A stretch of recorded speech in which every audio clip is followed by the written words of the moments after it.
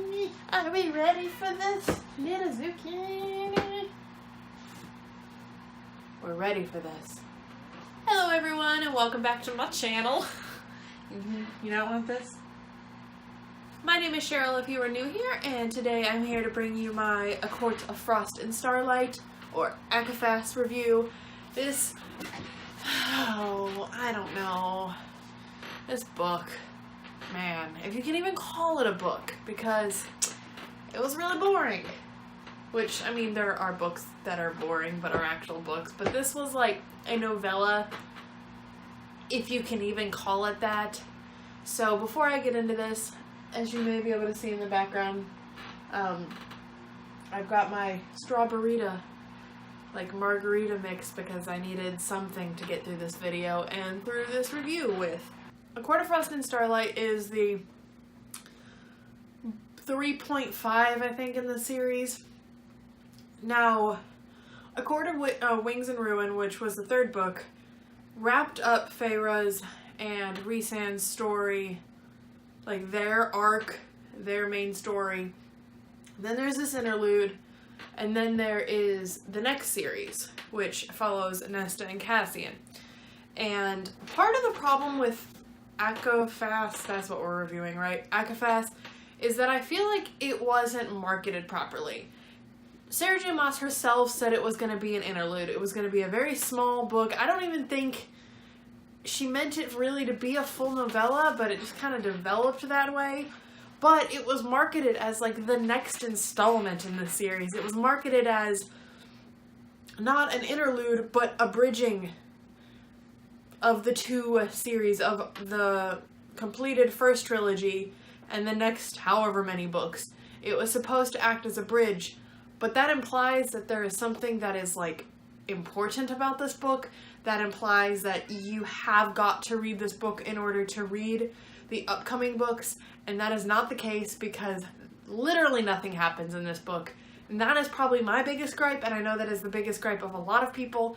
And yeah, so I'm going to make this review. It's got spoilers, but it's not going to be spoiling plot points really, except for maybe one. And that's because there's nothing to spoil. Oh my god, this is like a 220-ish page book, and nothing happens. There's not even character development. Hell, I would say there's even character regression. And, ugh, it's just so irritating. So, I'm not even sure how I'm gonna even structure this review. We'll start with the writing. I thought the writing was really bad. Like, Sarah J. Maas has pretty addictive, easy to read writing. It's not the best, but it's very, like I said, it's very quick, very easy to read. It's kind of gripping in the way that a lot of like addictive writing is. But I didn't feel that with this book. Instead, I felt this book was not edited well. In fact, other reviewers have said and pointed out how repetitive phrases were used, or sentence structures were used in this book. Things that should have been caught by her editor or herself while editing, and been like, hey, let's fix this, let's revise this, because it's, I mean, you've got a lot of published books. You gotta kind of maintain, that's not even a word, you have to kind of maintain standards. Zucchini, what do you think you're doing?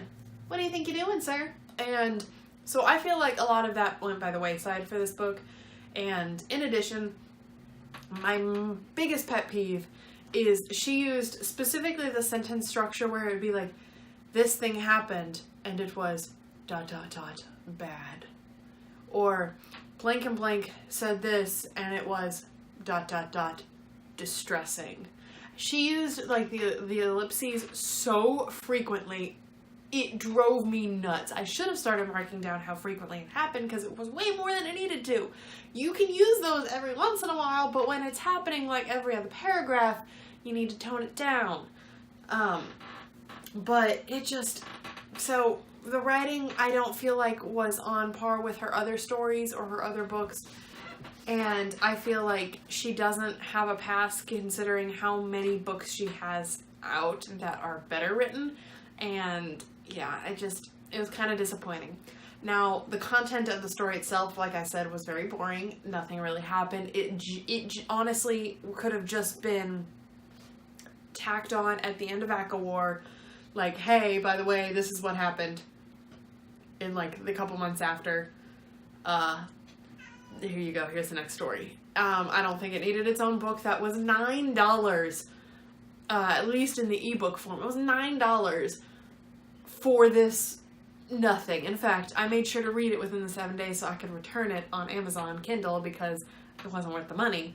Because it was nothing. It was nothing. Now, like I said, the only plot point I'm going to be able to spoil, because it's the only big thing, is that in the beginning of the story, well, she references the fact that in one of the previous books, I don't remember if it was the end of Akamath, I think it was in Act of War, where she was like, okay, I think it was in Act of War, because she was like, okay, we kind of defeated the big bad evil, let's hold off on having a family because, you know, we're just now really getting to be a couple. We're alive forever, so, you know, we got a lot of life to live. Let's travel, let's see the world, let's do this, that, and whatever, and then let's settle down and have a family. Which there's, like, absolutely nothing wrong with deciding to have a family right away if that's what they wanted to do. I'm not trying to shame her one way or another for the decision. However, she held to that in the beginning of this book. And by the end of the 200 pages, she's like, you know what, actually, the greatest gift I can give you for what is essentially Christmas, the greatest gift I can give you for Christmas is the gift of life, so that's what I'm going to do. I'm going to completely backtrack on everything I said and all the points I stood for, and let's have a family instead. Which, that's not, I was hesitant to bring this point up because I don't think it's wrong that she decided to have a family. It just felt really out of nowhere. It felt like Sarah J. Maas was like, oh, this is the only direction I can take this. I don't know how to write them without something. I don't know how to write them without drama. I don't know how to write them without something interfering. She doesn't know how to write them as just a happy couple. So instead of just having them be a happy couple, obviously they've got to take this next step out of nowhere and have kids. And it felt a little strange. I don't know why she suddenly decided that that was the direction she was going to take it. And my cat will not stop meowing. Now, the other thing that irritated me was the fact that there was so much, like, character regression in this book. For example, Rhys was always supposed to be, like, I mean, we know he has the two sides. We have the side that we get to see when we're in his head, and we get to see when he's around his inner circle. And then you get the side you see when he's in the Court of Nightmares, where he's kind of nonchalant about everything. He's kind of a hard ass. He's very arrogant and stuck up. And that's the side that, like, the rest of the world gets to see.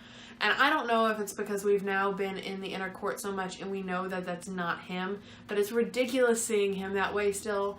And I felt like instead of being, like, the suave flirt, basically, that he became, or that he was in Akamath with Feyre, where he didn't have all those walls up still, but he still was very witty and very clever, he just acted like a horny frat boy this entire book. Literally, the first chapter you get to be in his head with is the second chapter, I think, and all he can think about was that where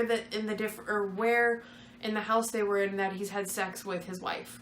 Like, that's all he can think about. And he's trying to have a conversation with someone, and an important conversation, but that doesn't matter because, oh, I've had sex with her on this table. Oh, I've had sex with her there. Blah, blah, blah, blah, blah. Like, every time you're in his head, all he's thinking about is boning Feyre. Like, it's so one-dimensional.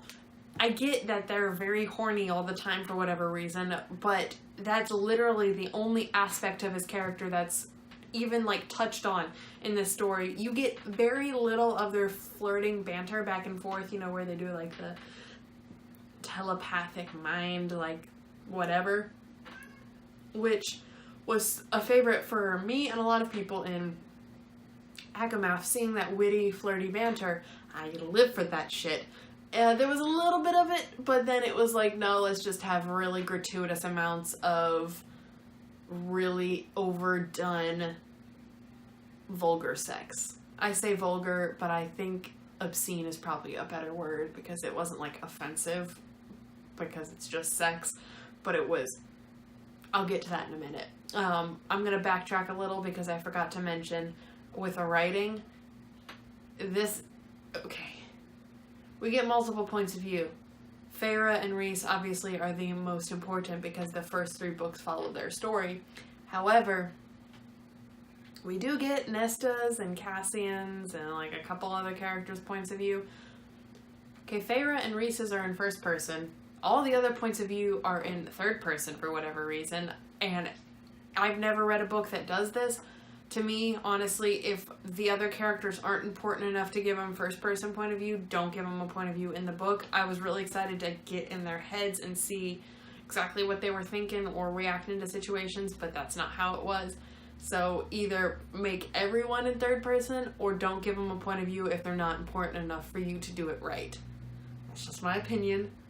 It was really jarring and disjointing while switching chapters, because you go from I did this, I did that, I think this, to he did that, she did that, he felt this way. Like, it don't make sense.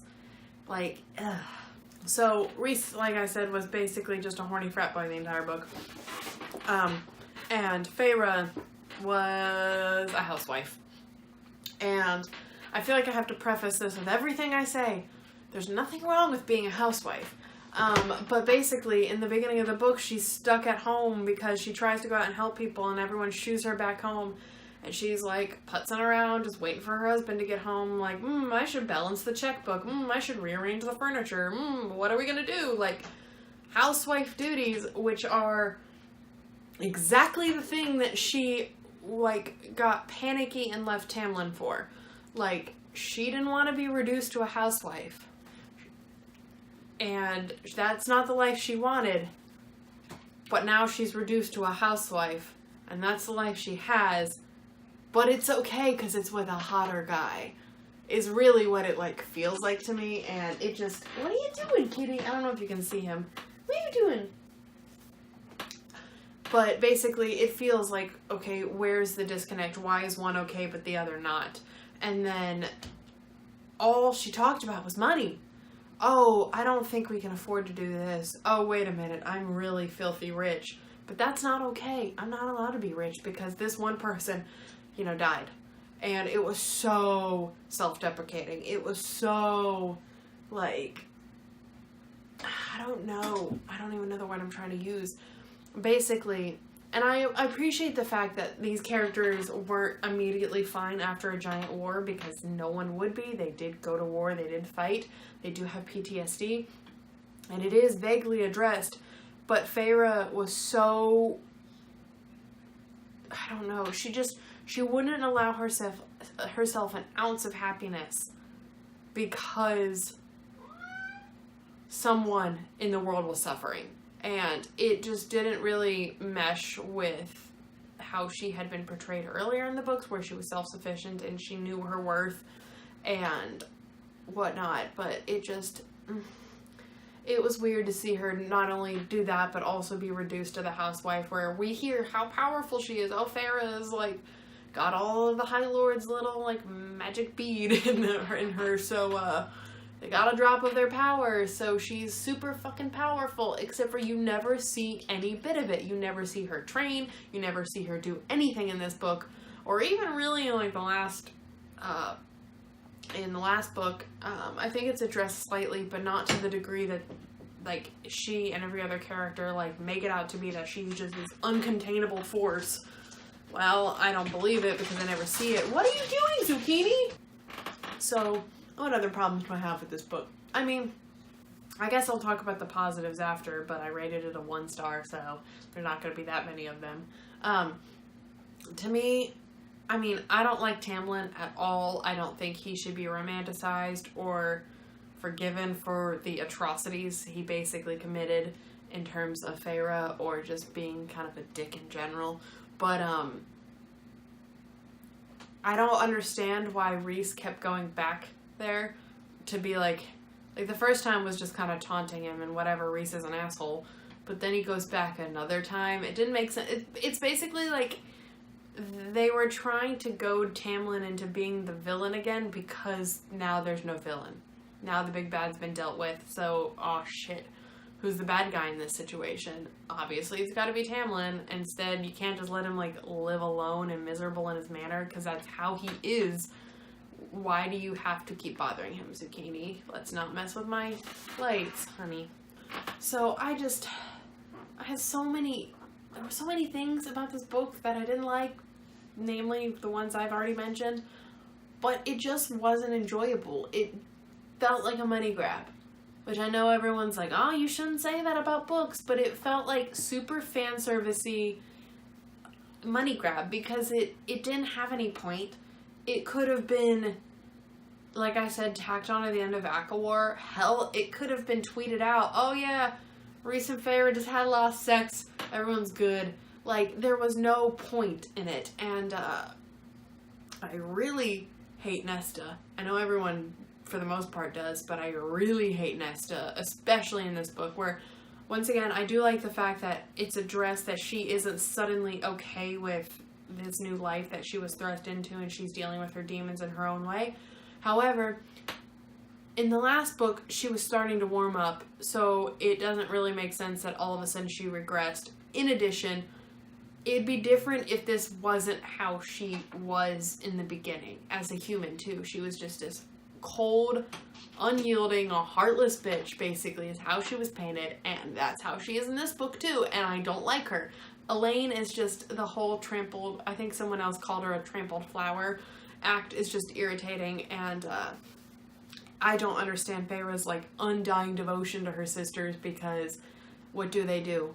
Like, I get that there may be that, like, sister bond. However, they have literally done nothing to her. They were content to sit on their asses while Feyre, like, hunted for them and made sure they didn't die. And now Feyre's like, oh, I've got to excuse every awful thing they do because they're my sisters.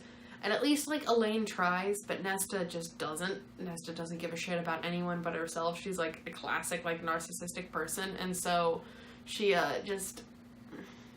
I don't understand why she's around. I really probably won't read the next series. I don't know how long they're going to be. I don't know if it's going to be another trilogy, because one, I don't like Nesta. Also, I don't really care about Cassian that much, which maybe that's an unpopular opinion, but, like, I was only really invested in Feyre and Rhys, and, like, not really any of the other characters, so I don't really give a shit to read any of the other books. But yeah, another thing is, like I said before, there was just a gratuitous amount of sex, and every fucking time they got, like, dirty, it had to be explosive. They weren't able just to have, like, a quickie here, like, long sex there, like, mix it up a bit, which, long sex, alright, Cheryl. They didn't mix it up. Every time they got it on, it had to be like this giant world-shattering explosive thing. It was basically like she kept just trying to rewrite chapter 55 of Akamath. And I think that's what she was doing. She was like, oh, fans responded really well to chapter 55, so what if I make an entire book about it? Well, the problem with that is chapter 55, while it was like just sex, it had a point. Like, it had a point in the story. It was a plot point, more or less. There's a huge build up to it. There was a reason for it. And there's not a reason for all this, like, copious amounts of, like, explosive sex. In addition, when every time the characters have sex like this, and every time they're interacting is, like, this intense, it loses its intensity. You don't have something as crazy as chapter 55 when every chapter they're getting it on in that fashion. And it just... the dirty talk was cringy at best most of the time. I'm just like, Rhys, what the fuck you doing? Okay, hun. What the fuck you doing? But also, it just didn't need to happen. Like, I can read smut with the best of them. That doesn't bother me. Poorly written smut with really bad dirty talk, in addition to it just doesn't have a place. Why are they having sex flying over the city? They have 3 houses. They can go home. Like, there's no point to it. And that's just one of the many instances. Like, they're just... I'm trying to think if there's anything else. Because like I said, it's not a very long book. I'm probably stretching this review out way longer than it needs to be. Yeah, I gave this book, like I said, 1 out of 5. On Goodreads is 1 out of 5. It's probably closer to 1.5. So, I guess let's try to look at some positives. Because I know there's like a bandwagon that people can jump on where they're like, oh, not many people like this book, so I can film an unpopular review or a negative review to try to gain views, which I'm not saying that that's what everyone does. I'm sure there are some. There's a hair there. If I'm posting a negative review, like my Twilight reviews, it's genuinely because I'm reading the book and it deserves a negative review, not because I'm like, oh, I'm gonna get a ton of views. I wouldn't have chosen a series from 2011, earlier than that, from like 2009, 2008. I wouldn't have chosen a series that old to try to grow my channel with by posting negative reviews. So that's not what I'm hopping on when I'm doing this. So I know that's always brought up when people post a negative video. I just have a lot of opinions and don't mind sharing them on the internet. As for positive things, because I'm just getting off on a tangent now, I guess if you like these characters, you like this book, because, I mean, if they're your favorite characters in the whole wide world, you're gonna like being around them. I mean, anyone would. And it's funny because there are certain books that, like, honestly, if you gave me the characters doing mundane things like their taxes, I'd be like, I'm here for it. Hell, if she had written a book like this, an interlude like this in between Akamath and Akawar, I probably would have loved it, because I was so in love with these characters, or at least specifically Feyre and Rhys. I was so in love with them after Akamath, like a lot of people were, that if that had happened, I would have been like, fuck yeah, I love this. Now, obviously, I don't know if there would have been a place in the story for it, but I think a lot of the hype for the series had died down, and it was fan servicey. It was bad. I don't know what else to say. It was bad. Part of me was hesitant to film this review because Sarah J. Maas fans are fucking nuts. Some of them. Obviously not all. But more than other author stans, they're a little bonkers, and they don't mind scratching my stomach. They don't mind, sending death threats to people who don't like the books. So I was a little hesitant to film this, not because I can't handle like that kind of negativity, those kind of comments, but mostly I wasn't in the mood. Plus, started a new job, have to get up early, can't drink most nights anymore, and so not that I regularly do anyway, but that's why this video is put off. I know some people are still uploading theirs, but the majority of them came out right around the time the book came out. And just like I said, I don't think I'm gonna continue the series, mostly because I fucking hate Nesta, and I really don't care about Cassian, and I don't want to see Nesta be redeemed because, oh, I'm sorry for acting like this just heartless wench for most of this story, but I'm actually a good person. I'm actually a good sister, so why don't you love me now? Like, I'm not here for it, and Cassian's boring. It's like, all she did with Cassian and Azriel? Is it Azriel? I've never said his full name. All she basically did with those two characters was take the two aspects of Rhys. I probably said his name wrong. The main one, Rhys's personality, and split him into two characters. Cassian's the witty flirt, and Az is the quiet one, and those are the two aspects of Rhys's personality. So she just made them two separate characters who are the same, who just apparently around Christmas just have a huge snowball fight and take a steamy bath together naked, I guess. was it a sauna? Something like that. Like, once again, there's so many aspects of this book that just didn't need to happen. I also felt like more, her character didn't do anything with, which like I said, it's a 200-page book. Most of her books are like, what, 1,000 pages by this point? And, I didn't expect more to have that much character development. Hell, I didn't expect any of them to, because I know it's an interlude, but I did expect something, and I felt like if you're going into this book with the expectations, with the way it was marketed, where it bridges between these two series, you're going to be disappointed, because literally all it does is give you a lot of sex you didn't really need to read, and tell you that, oh, I have decided to have kids, which is irrelevant because their story is finishing up anyway. So anyway, thank you all so much for watching my long, spoilery-ish rant review of ACOFAS. I'm sure I've forgotten something, so make sure to check the description below, because I'm going to kick myself while editing for forgetting things.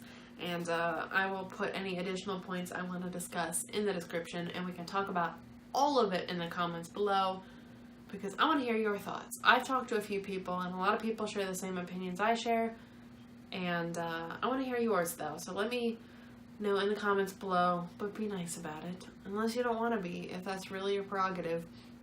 And don't forget to like, share, subscribe, follow me on all of my social medias, which are also linked in the description. If you're already down there, you might as well check them out. And I will see all of you guys in my next video, whenever that is, because your girl isn't really reading. I did start Bird Box. It's creepy. I'm enjoying it, so maybe I'll have a review of that up soon if I can ever finish it. But as always, thank you guys for watching, and I will see all of you in my next video. Bye!